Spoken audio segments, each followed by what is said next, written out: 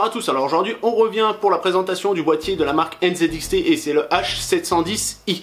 Alors c'est une petite évolution par rapport au H700. De toute façon on va le voir directement pendant le déballage puisqu'on va dire cette vidéo va être en deux parties, sachant que cette partie là sera dédiée à l'unboxing et aux découvertes du boîtier et la deuxième partie sera dédiée au montage du PC de la tour puisque je n'ai pas encore tout le matériel pour tout simplement mettre à jour ma config puisqu'en fait on va commencer une petite série.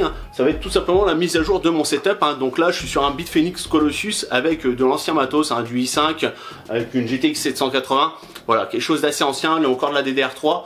Donc tout ça en fait je suis en train de le mettre à jour et en même temps je suis en train de contacter justement voilà des partenaires. Donc je vais mettre le hashtag setup dans les titres, donc comme ça vous savez que ça correspondra à la mise à jour de mon setup. Voilà, je vais arrêter avec cette intro déjà trop longue et je vous laisse tout de suite avec la découverte du H710i. Allez, c'est parti.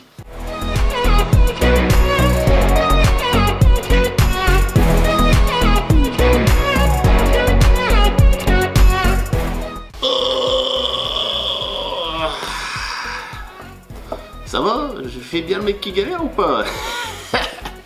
Bon, clairement, je crois qu'on est sur le plus gros unboxing de ma chaîne. Ça, il n'y a pas photo. Bon, il pareil, je vous rassure, c'est que le tour. L'intérieur, malheureusement, je ne l'ai pas encore. Donc s'il y a des partenaires qui me regardent, le message est passé. En clair. Donc au final ce qu'on va faire, je vais vous faire un petit déballage accéléré et on se retrouve tout de suite pour regarder ce qu'on a à l'intérieur. Allez, c'est parti.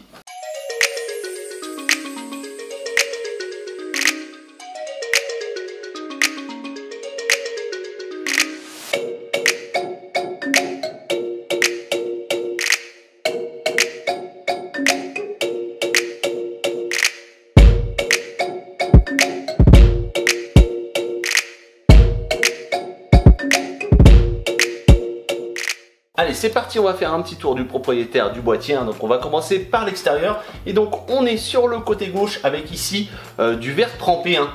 C'est pas du plastique. Donc au niveau des vibrations, on est tranquille. Et de toute façon, je vais vous montrer. Vous voyez, ça s'ouvre assez facilement. On a juste à enlever une petite vis ici.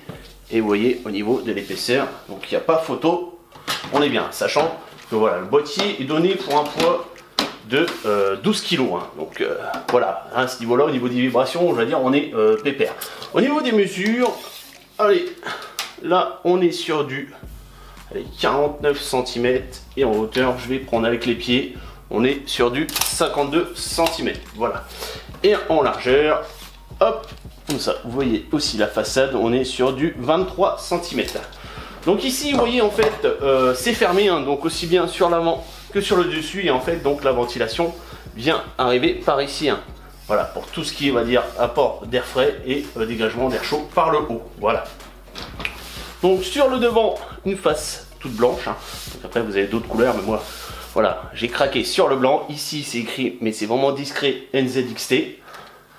Sur l'arrière, un panneau pareil, tout blanc, avec là, j'adore. Vous appuyez sur le petit bouton là. Et hop, ça s'enlève tout seul. Ça, j'adore. À ce niveau-là, pas besoin de s'embêter avec des vis. Et puis, vous remettez. Hop, ça se clipse. Allez, sur l'arrière, donc, on retrouve un ventilateur ici de 140 avec un emplacement aussi bien 140 que 120. Ici, pour l'arrière de la carte mère. Ici, les slots. Et vous voyez aussi que vous avez possibilité de mettre votre carte graphique à la verticale. Ici, l'emplacement pour l'alimentation. Et ici, un petit filtre à poussière, toujours bien vu aussi à ce niveau là. Et au niveau du dessus du boîtier, donc on a un changement par rapport au H700, c'est à dire qu'il ne nous reste plus que deux ports USB compatibles 3.1, un port USB type C qui apparaît et un seul jack qui fera les deux, c'est à dire aussi bien le casque que le micro, puisque vous aurez un petit splitter qui sera fourni dans les accessoires. Je vous montrerai ça après. Et sur le dessous, donc on retrouve 4 gros patins en caoutchouc, le filtre à poussière de l'alimentation, ici le système de fixation de cache de disque dur qui se trouve à l'intérieur, ici un gros trou qui va nous permettre tout simplement d'enlever la façade, mais aussi de pouvoir nous amener de l'air frais au niveau des ventilateurs qui se trouvent à l'avant. Donc nous voilà maintenant à l'intérieur du boîtier. Donc ici on a l'emplacement pour une carte mère ATX avec une grande ouverture qui va nous permettre d'accéder à l'arrière de la carte mère. Ici une ouverture pour faire passer tous les câbles qui se branchent au-dessus de la carte mère. Et ici pareil, deux ouvertures qui vont nous permettre tout simplement de passer les câbles au niveau du bas de la carte mère. Franchement, au niveau câble management, même si on n'est pas doué, je pense que voilà, on peut faire que quelque chose de propre. C'est vraiment un boîtier qui est optimisé pour tout ce qui est câblage. C'est juste hallucinant. Ici, on a deux fixations pour mettre des disques durs de 2,5 pouces et en plus qui sont amovibles. Ainsi que sur le devant aussi, vous avez possibilité de mettre un SSD, voilà, vous le mettez juste là et donc vous pouvez très bien l'enlever. Donc chose aussi intéressante sur ce boîtier, c'est cette barre verticale qui va nous permettre tout simplement de camoufler tout ce qui est câble qui va venir tout simplement de l'arrière du boîtier, donc tout ce qui est alimentation pour par exemple les disques durs ou la carte graphique. Donc ça super intéressant, ça c'est aussi amovible.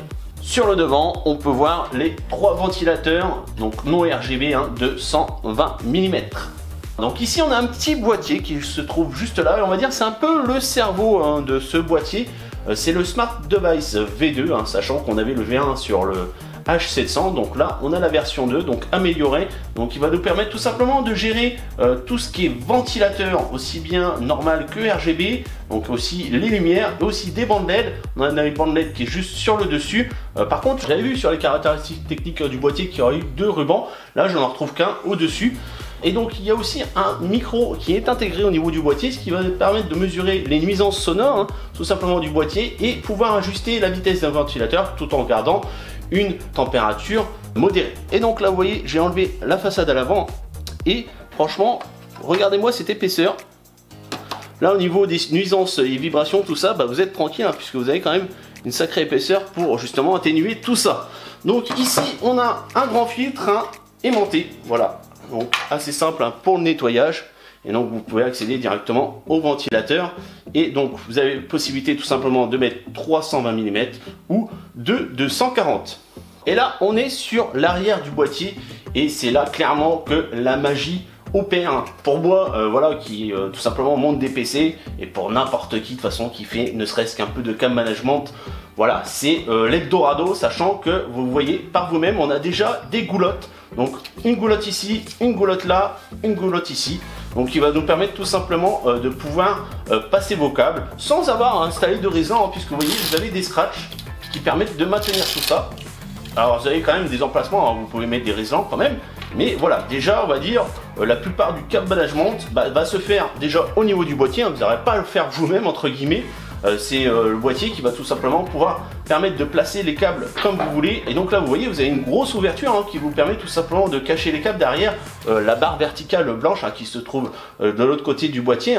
Donc vraiment à ce niveau là on va pouvoir faire ça, mais vraiment très propre au niveau de l'installation. Là on va dire c'est vraiment une des principales choses qui m'a fait choisir ce boîtier, c'est vraiment la possibilité de pouvoir tout simplement cacher vos câbles à l'arrière. C'est vrai que voilà, on va pouvoir faire quelque chose de très propre à ce niveau là. Donc ici on a l'emplacement pour 2,5 pouces.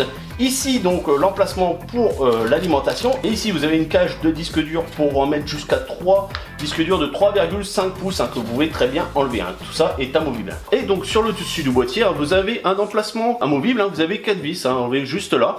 Donc ça va vous permettre tout simplement d'installer ça aux petits oignons, sachant que vous allez pouvoir par exemple mettre un bloc de radiateur pour water cooling ou mettre 3 ventilateurs de 120 mm ou 2 ventilateurs de 140 mm. Au niveau des accessoires fournis, donc on a du résistant, de la visserie, le splitter comme je vous l'ai expliqué, et un petit adaptateur pour la carte mère. Donc voilà, la petite vidéo découverte est finie. Pour moi franchement c'est un coup de cœur, que ce soit au niveau du design que du cam management. Donc j'ai hâte de monter tout ça, et donc ça arrivera bien sûr dans une deuxième partie. Et comme d'habitude, si vous avez aimé, likez, partagez, abonnez-vous. Ciao, bye bye, à la prochaine.